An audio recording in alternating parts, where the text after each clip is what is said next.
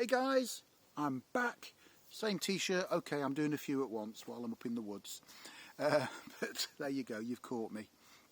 This weekend while I'm doing this, my son is up at the Leeds Festival, massive music festival that we have here, and it's actually twinned with the Reading Festival.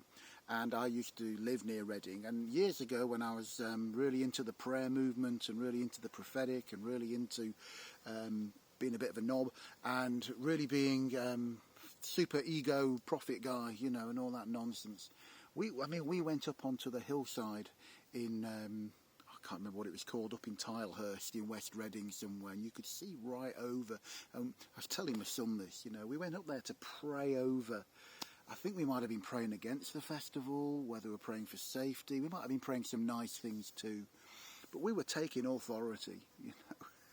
It's just like, oh, you got to be kidding me, we really did that? Oh, gosh. Man, the things we did.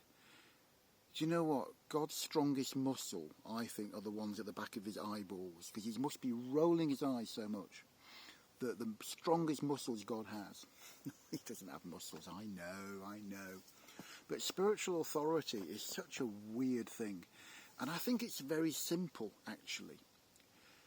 We can say spiritual, but actually take the "ul" off, and you just got spirit authority. And really, I think in the basics, spirit authority is when we are making the spirit life, the spirit part of us, which is the deepest, realest part of us, that's on top. That is spirit authority. When our physical life, our thought life, our emotional life, all these different lives we have in our life are subject to our awareness, to our spirit, to Christ within us, to love within us. When they are subject to that, we are in a place where we have a spirit in authority over the rest of us, over our soul and our body. That is what spiritual authority is all about. Honestly, man, I mean, this must be one of the most abused and used for abuse things in the church. And I will have abused people with this, and I, you know, very confused about it at times, you know. So I'm not chucking stones here that I can't chuck at myself. But spirit authority is where it's at.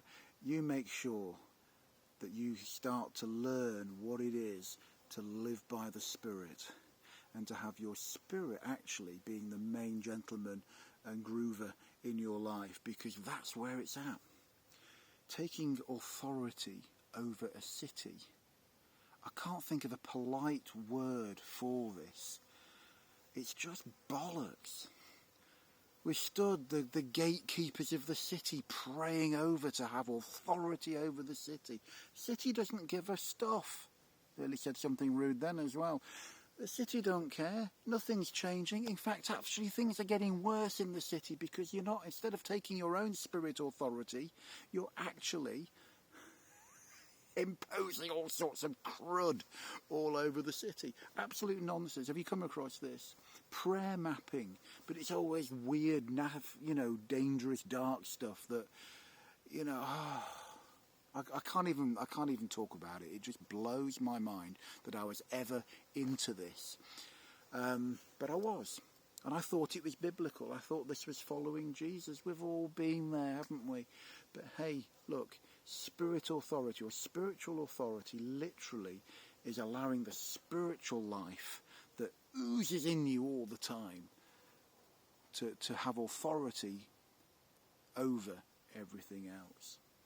We're very good at pinpointing stuff this way and that way.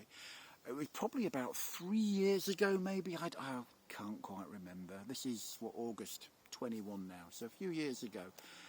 As an ex-pastor, as an ex-husband, as an ex-church attender, I just kind of got to the point where I realised I had been fiddling in everybody's kingdoms but mine. That was my calling. I'm a pastor. You know, if he's the King of Kings, then he's the King of Kings. So I'm a king. Revelation 1:6, he has made you kings and priests. So I'm a king.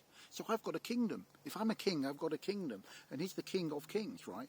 So I've got my kingdom, and yet I've spent all this time going around fiddling with other people's kingdoms, helping their king, that king with his kingdom, and that king with that kingdom. Meanwhile, my kingdom has burnt to shreds. When I realised that and I made a decision, you know what, I'm going to deal with my kingdom. I'm going to get my kingdom in order. I think that was the day my life turned round. That was the day that spiritual authority started to rise in me. And I started to get a grip on circumstances that were getting away from me. That's when God started to bring things to me that I've been wanting for years. There's still one or two things to come, exciting. And when they come, then there'll be other things.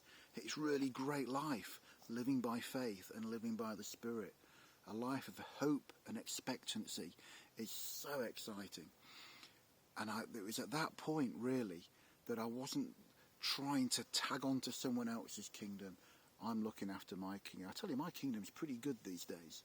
My kingdom's working all right. You know, made some radical decisions, annexed a bit, and, you know, all sorts of metaphors you can use. And obviously I'm using the kingdom thing as a metaphor before you get too literal about what I'm saying.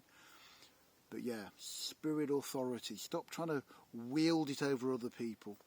Stop trying to have, I'm a leader, so I have spiritual authority here. No. You're a leader in a church. You operate your own spirit authority. And that will give you the authority to speak into other people's lives. But if you start imposing your spiritual authority on others, you will lose them. Simple as that. And then you'll have to start using narcissism and manipulation and things like that to get it going. And that's when it starts to go horribly wrong. Anyway, I thought that was quite cool. So I'm going to leave it there because we're on the 6 minutes or so, 7 minutes. Please share, like, comment, subscribe on the YouTube channel if you're there, and just have a great time getting your kingdom in order and getting that spirit authority over all the rest of your life, and you will love it. I tell you, it's great. Have a great day, and I'll see you in the next one.